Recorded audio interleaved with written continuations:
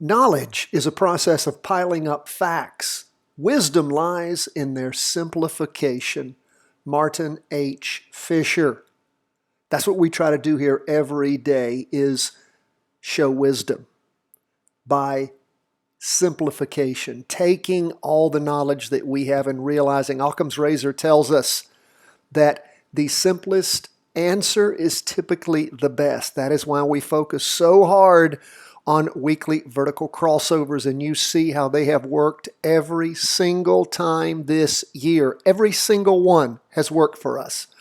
We jump in right at the close of the market on Friday when we have that weekly vertical crossover occurring, and it has worked time and time again. I counted it up today.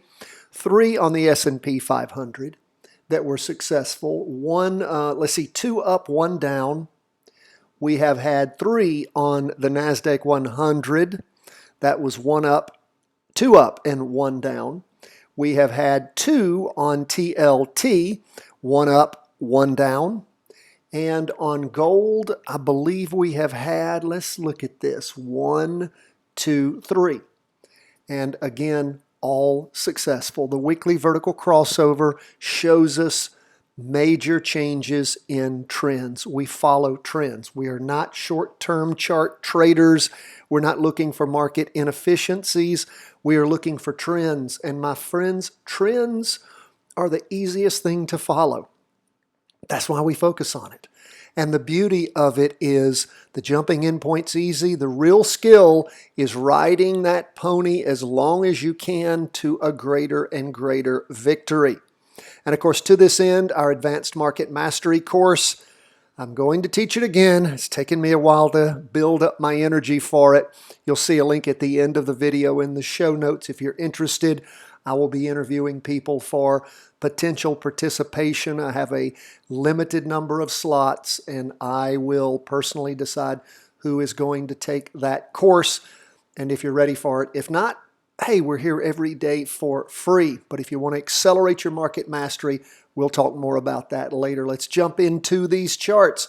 Down day for stocks. Bonds, yes, a down day, big down day on them. Why is that a big deal? Because we had that weekly vertical crossover going down this last week. Well, it's now going on a week and a half or so ago, almost 2 weeks. And of course, it has been beautiful, just beautiful. Down 1.45%. Gold pulling back away from the weekly vertical crossover, up for the day. So we'll continue to wait to see how gold makes its way through the world and through these markets. Let's start with the S&P, down 0.27%, not much. We do have a nice green up candle for the week. We see that price percent oscillator still rocketing up, derivative oscillator heading up, go from the weekly to the 2-day chart. We see that 2-day chart continuing to climb, derivative oscillator gaining upward momentum, price percent oscillator heading up. And of course, we're looking at a nice green up candle, finish drawing that big green up candle right below the Bollinger Band. Remember, those are volatility bands. And as we look at them, we can see how the market rocketed up and now how volatility is slowing down. What does that mean? Well, it could mean the market is getting to its top, or it's just absorbing all these, getting its energy up to pop up again. But again, it's at the top of the Bollinger Band, so we'll continue to watch, see what there is to see. Derivative oscillator heading up, price percent oscillator moving up. 4-hour chart, you can see where things have topped. And again, they could just be slowing down like they did back on the 28th in the afternoon and on the morning of the 29th of May. Could be the same kind of thing we saw back on the 21st, where again things topped out, sort of gained energy, popped up again. Maybe that's what's going on. Who knows? We'll continue to watch. This is just a minor slowdown at this point. Price percent oscillator, heading down a little bit, still positive. Derivative oscillator losing some upward momentum. So we leave the S&P 500, Nasdaq 100 down more for the day, but not a lot, 0.70%. Look at those stair steps of up movement. Higher high, nice green up candle, price percent oscillator heading up, derivative oscillator gaining upward momentum. Go to the 2-day chart. You can see where things are slowing there. Price percent oscillator flat, derivative oscillator almost flat. It is a bigger green up candle, well, a candle reaching a higher high, and a candlestick going just again stair steps up, which is good. Prices above the 2-day and above the weekly trend line. Go to that 4-hour chart. And again, you can see we've seen it happen before back in the past, but you can see where things are blowing off some steam. It was a red down candle at the end of the day, just pushing through the 2-day trend line on that 4-hour chart, trying to cross over. We'll see how things line up on Friday. But again, keep your eye on the prize. One down day doesn't mean everything's gone, but keep your eye on it. What can give you some hope is the fact that bonds, that's what we'll go to next, which are typically a safe haven when stocks aren't doing good, didn't go up for the day. They went down, even accelerating further, 1.45%. Remember, we had that weekly vertical crossover at the end of the week on the 22nd of May. We had a down week last week, and so far this week, accelerating down. Look at that price percent oscillator moving down, derivative oscillator gaining nice downward momentum. And look at this latest 2-day candle, big down candle, the biggest we have seen in a while. And that price percent oscillator showing that by spiking over, going down along with the derivative oscillator. Go to the 4-hour chart. And of course, you can see 2 days of strong down movement. That's beautiful. That means just more and more virtual profits for those of you who got into that, again, successful down move in TLT. You either used what you learned from our 3-part training on options, the Charting Wealth Way, Options Made Simple, the Charting Wealth Way. You bought a put on TLT, or, and again, virtually, or you went in and you did a virtual purchase of TBF, which is the ProShares short. And again, the only way you're going to learn how this stuff works, my friends, is to paper trade. If you happen to have an account with TC2000, we have a $25 discount for you there. If you look in your show notes and you subscribe, it's the paid version of freestockcharts.com, which is what we use here every day. They have a great paper trading platform. Very much encourage you to start doing that. It's the best way to keep up with how successful you are, and it's accurate, fairly accurate, quite accurate in giving you an idea as to how things work, how to buy to open, sell to close, how to put in your good till canceled sell orders, all that virtually so you can practice trade it. And again, make all your mistakes there. Don't start putting real money into these markets. You got to know what you're doing first. And of course, with that accelerated market mastery course, will help you learn even quicker. Our job there is to basically save you 5 to 10 years of learning. That's what that 3-month course is all about. Now we're going to leave bonds and we're going to go to gold. Up for the day.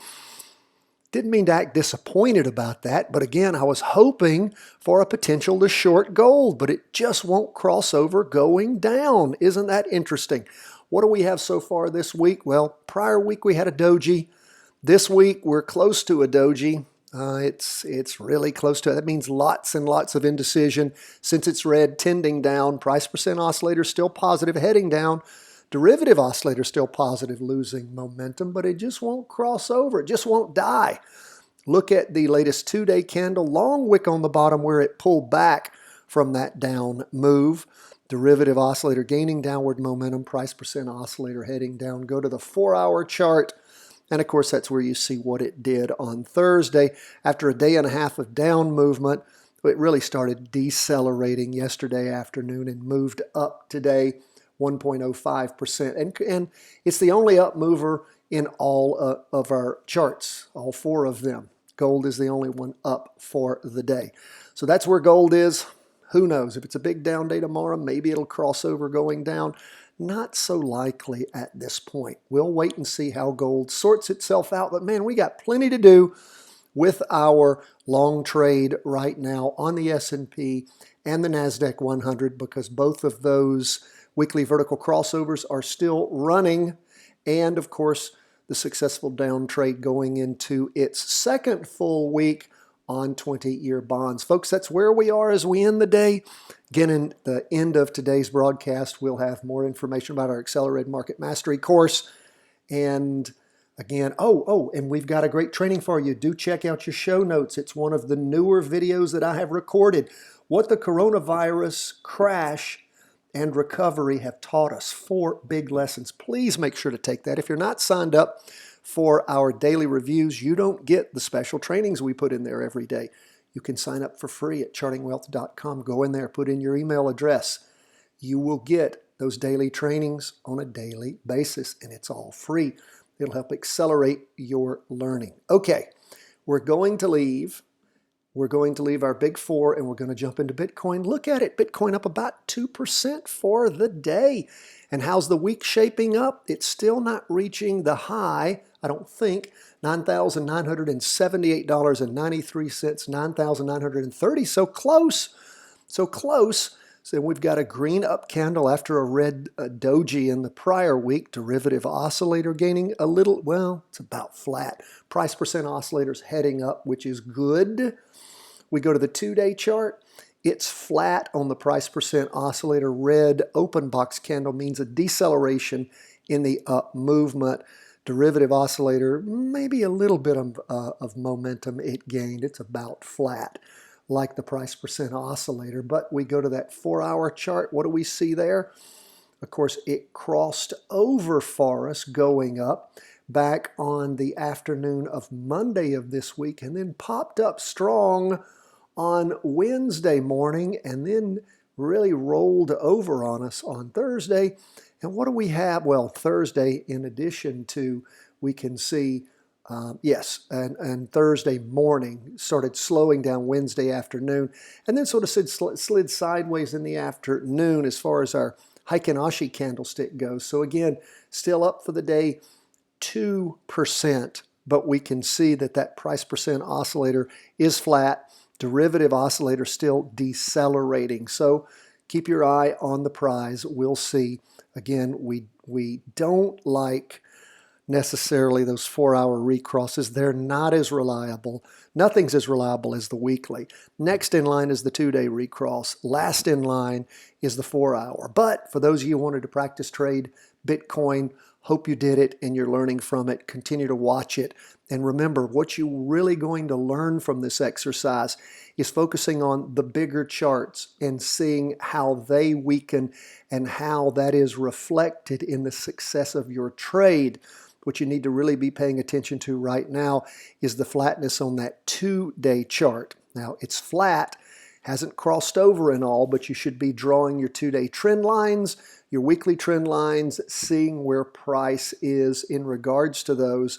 And then as alarm bells go off where trend lines are violated, crossings are about to occur, those kinds of things. That's the minutia that you are learning so that you're able to make the right decisions on exit points. Not exiting too early, not exiting too late, but making sure you're smart about it and you capture all of the move after that weekly vertical crossover or the 2-day recross, or the 4-hour recross that you possibly can. That's the key to making all this work. We've made it idiot simple. When you have the weekly vertical crossovers, then you're jumping in on the game. It's how long can you ride it? How much of that profit can you pull out of it on your practice trade? I hope that makes sense. Really, really hope that makes sense to you. We had property crossover going up at the end of this last week. It's so far been a successful week. Look at that green up candle. Now, we do see real estate down for the day, 1%, but that price percent oscillator's heading up, derivative oscillators gaining upward momentum. That's nice. Look at the 2-day chart. Nice big green up 2-day candle, derivative oscillator gaining momentum, price percent oscillator heading up. Those things look great. That's really what we're focusing on. We can see weakness on the 4-hour chart where things accelerated up and now they flattened. Is it going to be what happened last time where it's sort of, I call this digesting the gains.